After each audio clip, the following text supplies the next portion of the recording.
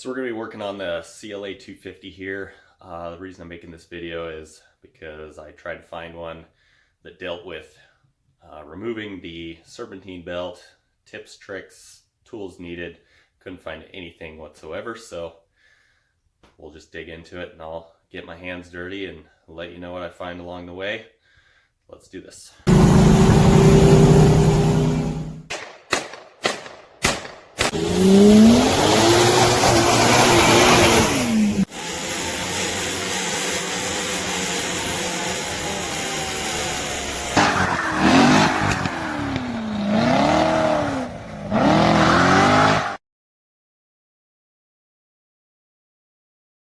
Alright, here's a look at our 2015 CLA250 here.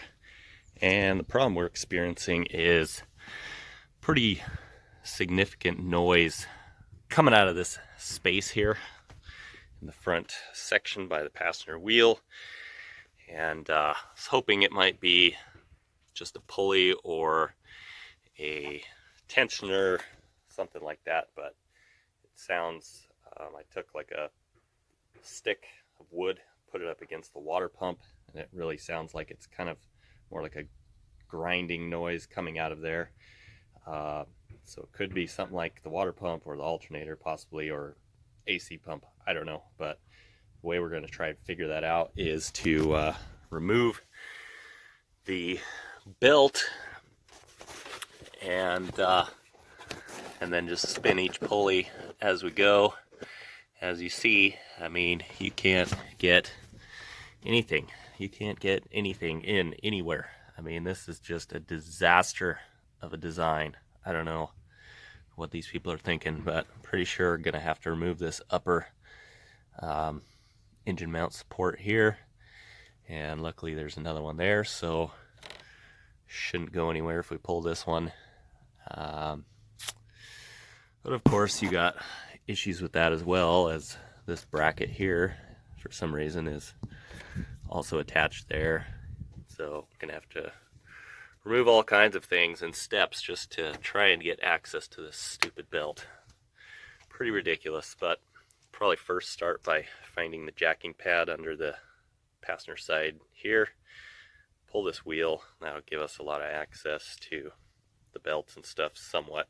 Still have frame rail and all kinds of things in the way there. You can't really get to much, but should be better than trying to fight the top here. So we'll do that next. Alright, so we took a 17mm, pulled our wheel off, also took and that gave us a little access here, a little window.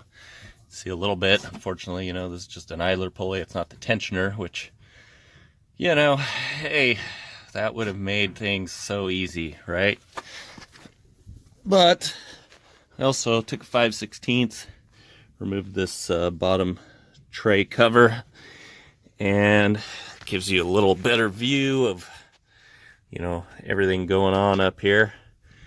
And I mean, surprisingly, this tensioner is pretty weak. I can pull the belt and it moves the tensioner, which is, you can see it kind of up there, not focusing too well, but you can see it moving way up top there. All right, so far we took a flat blade screwdriver, stuck it down in that tab and pulled back to release the coolant reservoir off of that tab there, and that will uncover these brackets. These are E14s.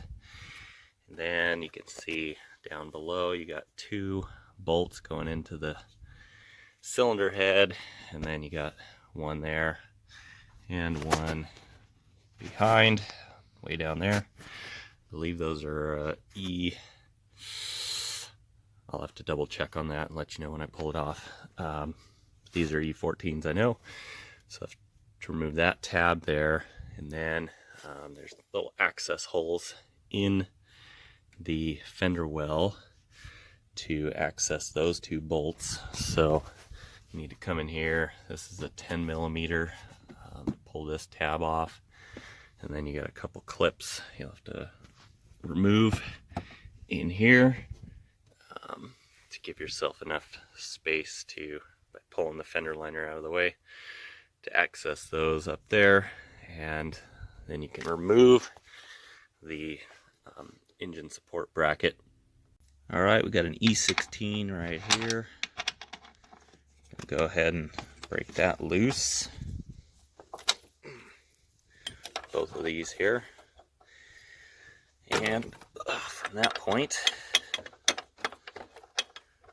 you know, if you're doing this, might be better to just remove this whole tank, because mine, it's just been dripping water as soon as you put a little kink in that hose.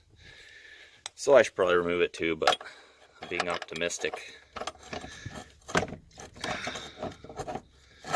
once you get these broke loose, then we'll move on to pulling them completely out. And this one down here, that's an E18. We'll have to remove that one.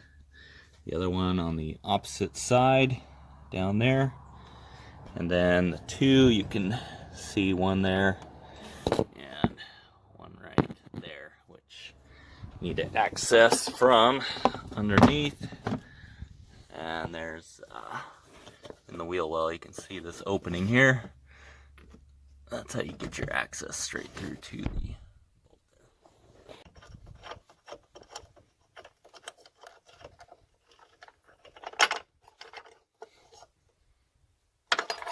Just swing that out of the way, because this bolt has a lot of crud or Loctite or something. Doesn't want to come out easy, so I'm just going to move that bracket out of the way and leave it. Next, we took our 8-inch extension with just a little 3/8 breaker bar, and was able to break these lower bolts loose, and they weren't so bad. I would say maybe about 40-45 foot-pounds of torque. A little water rustiness in there, come right out. So next we just need to pull these two off the front through the inner fender well. All right, through here. Had to move that wiring loom right there. It's pinned right there. Had to just move it out of the way a little bit. Get our impactor in here. These ones were pretty tight.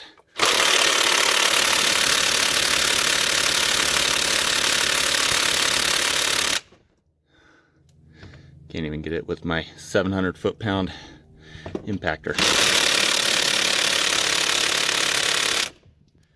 Let's try a new battery.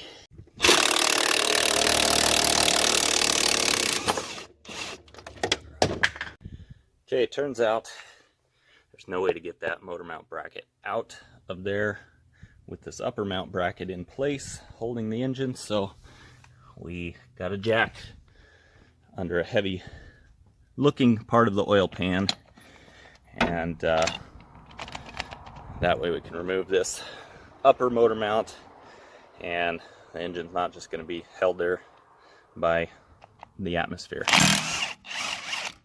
So get these bolts right here removed.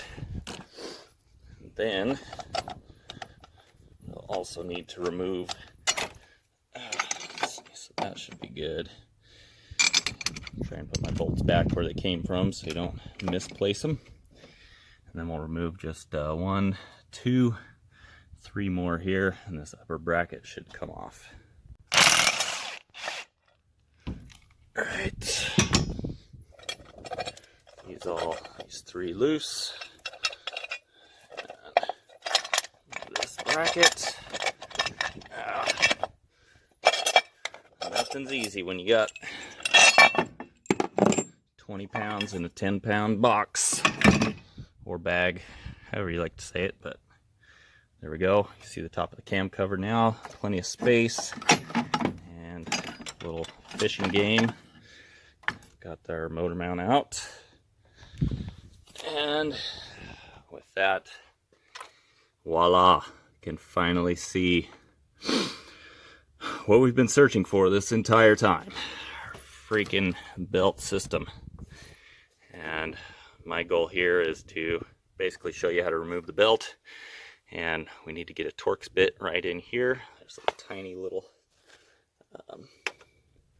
insert on the belt tensioner, so we'll get a breaker bar on that so we can remove the tension and pull the belt off. And you definitely want to either take pictures or look it up and figure out your belt routing, because they're all different. Every car, you know, it's going to be tough to figure out if you don't keep track. So take note of that before you go pulling the belt off. So for my own notes here, I'm going to just take note that the belt goes around, completely around that upper pulley, under the tensioner, fully around the crankshaft, and then it goes, let's see, then it comes straight under crankshaft to the air conditioner, and then it goes up to the alternator, around this lower pulley, and then back up to our upper pulley here. So the correct size is a T55 down in there. Unfortunately, the only one I have is 1/2 inch drive, which makes for a very tight fit in here, space wise. So I've got a T50 on here, and as you can see, it doesn't take a whole lot of pressure, and the belt's loose. So that's what I'm going to use, and should do the job. Right, let's see if we can get this off here. And you want to push down like righty-tighty to loosen her up here. I'm just going to take it from the upper pulley. There it is. Free at last. Thank God Almighty. So I'm going to remove the belt and start seeing if I can figure out where this noise is coming from. If you're just looking to replace the belt, then you've come as far as I can take you, and from there you just want to, oh yeah, listen to that. Sounds hideous.